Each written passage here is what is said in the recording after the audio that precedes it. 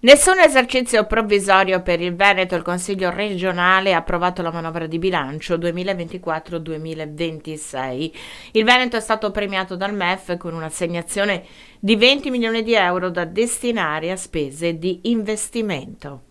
Ancora una volta la Regione del Veneto approva il bilancio di previsione triennale prima in Italia e ancora una volta la Regione del Veneto dopo 14 anni non applica addizionale IRPEF, rinunciando a centinaia di milioni di euro che rimangono nelle tasche dei veneti. E nonostante questo continua ad investire, continua a far crescere il Veneto con iniziative importanti, sostenendo sviluppo, in particolar modo finanziando la programmazione europea 21-27. Nel corso di questi 7 anni 2 miliardi di euro arriveranno in Veneto e grazie al cofinanziamento della Regione potranno dare aiuto alle famiglie, al sociale e alle imprese.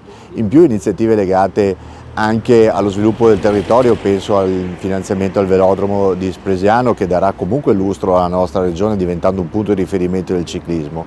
Ma attenzione anche al tema sanitario, con un ulteriore stanziamento di 750.000 euro per un farmaco per i diabetici e 850.000 euro per le borse di studio, che ci permette di raggiungere la quota prevista dalla Regione, e cercheremo in futuro, nel corso del 24, di implementare ulteriori queste risorse.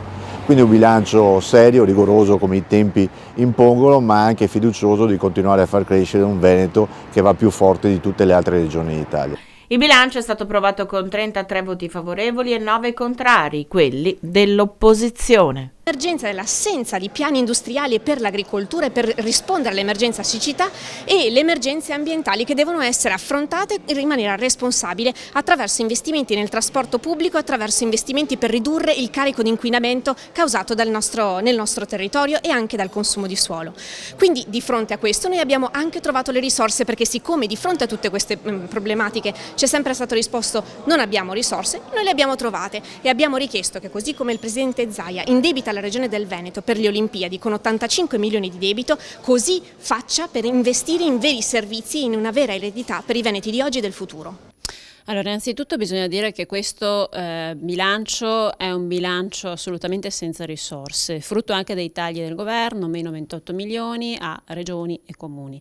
Quindi partiamo da questo presupposto e partiamo anche da una novità, ovvero che la stessa maggioranza in questo bilancio non può fare emendamenti, cosa che trovo assolutamente insensata, in quanto è lo stesso Consiglio regionale ad approvare il bilancio della Regione. Quindi è una maggioranza anche su questo divisa, non solo sul bilancio ma anche su temi etici. Ad esempio abbiamo visto sul fine vita quello che ne è emerso, sui temi della violenza di genere, su cui appunto abbiamo come opposizione importanti emendamenti sul finanziamento di centri antiviolenza.